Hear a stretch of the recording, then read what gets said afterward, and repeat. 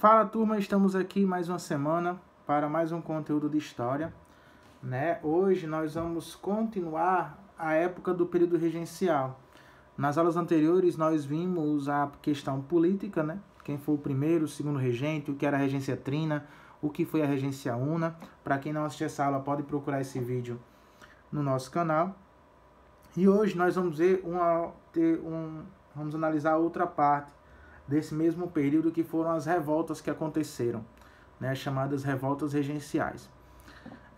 Como a gente sabe, o Brasil naquela época ele era dividido em províncias, como hoje são divididas em estados. E aí os líderes, os governantes dessas províncias, eles eram indicados pelo poder central, no caso, pelo regente, né? E muitas vezes a nomeação desses governantes causava insatisfação em algumas províncias. Junto a tudo isso, começou a acontecer revoltas em algumas regiões causadas pela insatisfação, principalmente das pessoas mais pobres, porque o período regencial foi um momento em que a desigualdade social aumentou bastante. Isso acabou fazendo com que acabasse tendo uma insatisfação econômica e política também por parte das elites.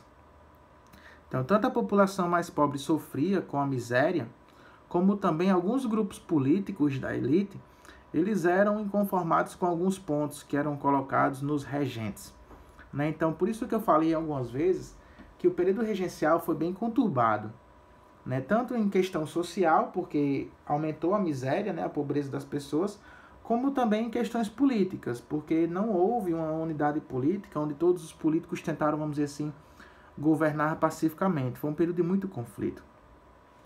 E aí na página 259 tem um mapa, né, que mostra o nome das quatro principais revoltas regenciais e as regiões onde aconteceram. Por exemplo, a cabanagem aconteceu, no caso, no Pará, a balaiada no Maranhão, a sabinada junto com os malês aconteceu na Bahia e os farrapos aconteceu na região sul, né, envolvendo principalmente Santa Catarina e Rio Grande do Sul.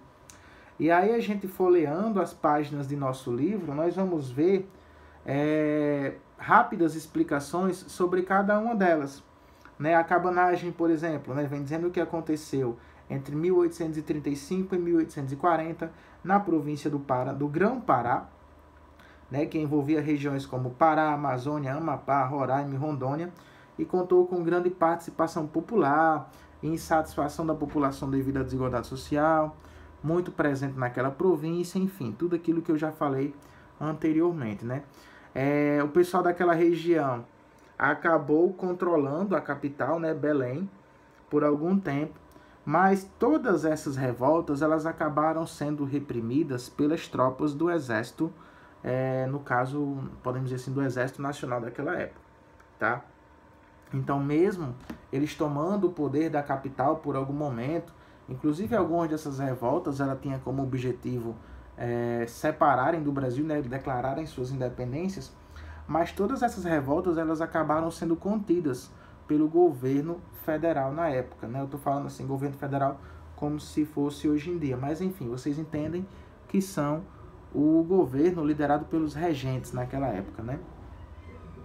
E aí, no caso da cabanagem, por exemplo, 30 mil pessoas acabaram sendo mortas durante todo esse conflito, né? Resultado da intervenção das tropas do Estado, né? Das tropas nacionais, acabando assim com os revoltosos. Depois disso vem a revolta dos malês, que aconteceu na Bahia, uma revolta feita principalmente por escravizados e libertos, né? Contava mais ou menos com a participação de 1.500 negros. E as principais reivindicações eram o quê? O fim da escravidão, a não imposição do catolicismo e a implantação de uma república islâmica, já que muitos negros vinham de regiões de culturas islâmicas, então eles queriam ter a liberdade de adorar a religião islâmica por aqui também, já que o Brasil era extremamente católico naquela época. Então o levante durou apenas um dia e foi duramente sufocado pelo governo regencial, resultando em muitos mortos, presos e negros libertos exilados para a África. Porém, o que durou só um dia, né, de 1835, acabou gerando outras revoltas, como por exemplo a Sabinada, que aconteceu na Bahia também. Né? Só que aí foi organizado por militares e integrantes da classe média, já não foi por negros como a anterior. Os líderes da Sabinada, eles estavam insatisfeitos com a nomeação de algumas autoridades, como eu falei, que geralmente as crises eram por questões políticas também, né? E aí esses revoltosos queriam mais autonomia política, defendiam, no caso, a instituição do federalismo republicano, um sistema que dava mais autonomia política e administrativa para as províncias. Inclusive, durante essa revolta, eles conseguiram tomar Salvador, né, a capital da província da Bahia, e decretaram a República Baiense, né? Mas só que, assim como aconteceram em outras revoltas, a Sabinada ela acabou sendo reprimida também por tropas do governo, onde aproximadamente tiveram 2.000 mortos e 3.000 revoltosos acabaram sendo presos, tá, pessoas? Além disso, tivemos também a Balaiada, onde hoje nós conhecemos como Maranhão. Teve um caráter muito popular, porque foi justamente a população que liderou esse protesto, né? Um momento em que a população estava sofrendo bastante, né? O quadro de miséria estava muito alto, e isso fez com que a população se unisse contra as tropas, né? A resistência popular seguiu por tempos, até que os líderes desses protestos acabaram sendo assassinados, né? E aí o governo, em vez de atacar a todos, resolveu prometer anistia. O que é anistia? Anistia é o perdão, né? Então, se vocês se entregassem, se vocês se entregarem, serão todos perdoados. Ninguém será morto, ninguém será preso.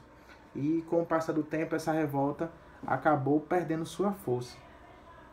E por último, o livro vem falando da Guerra dos Farrapos, também conhecido como a Revolução Farroupilha, que aconteceu na região de Santa Catarina e principalmente no Rio Grande do Sul. Por que essa revolução aconteceu, né? O Rio Grande do Sul, aquela região do sul do país, ela produzia muita carne de sol, carne de charque, né? Criam muito gado, criação de gado. Só que muitas províncias do Brasil preferiam comprar essa carne da Argentina ou do Uruguai, que são territórios vizinhos ao Rio Grande do Sul.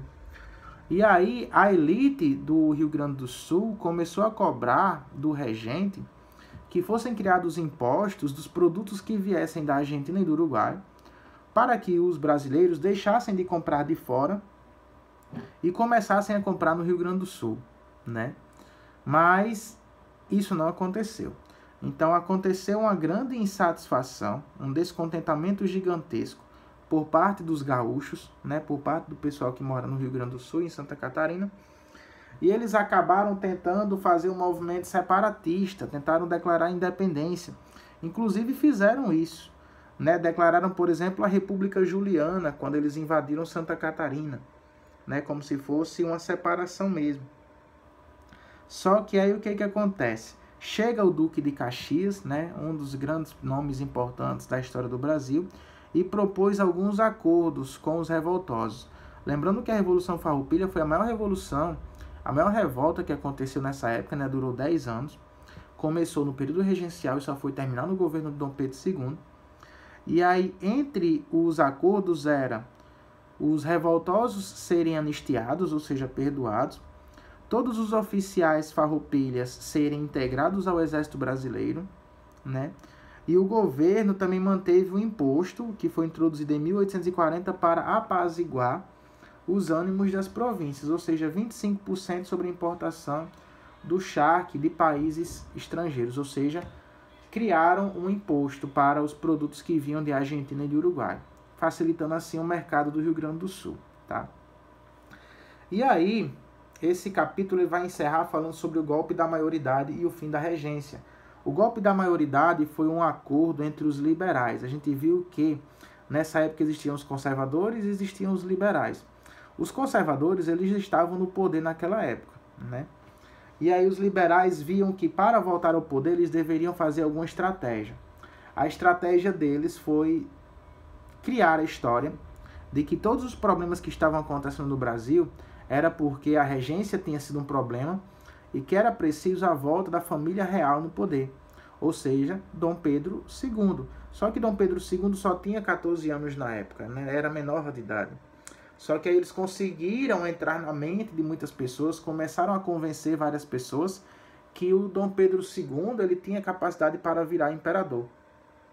E aí as pessoas começaram a se convencer disso, até que no dia 23 de julho de 1840, o Pedro de Alcântara se transforma em Dom Pedro II, imperador do Brasil, com apenas 14 anos de idade. Por isso que chama de golpe da maioridade, porque ele assume o governo, vira imperador sem ser realmente maior de idade.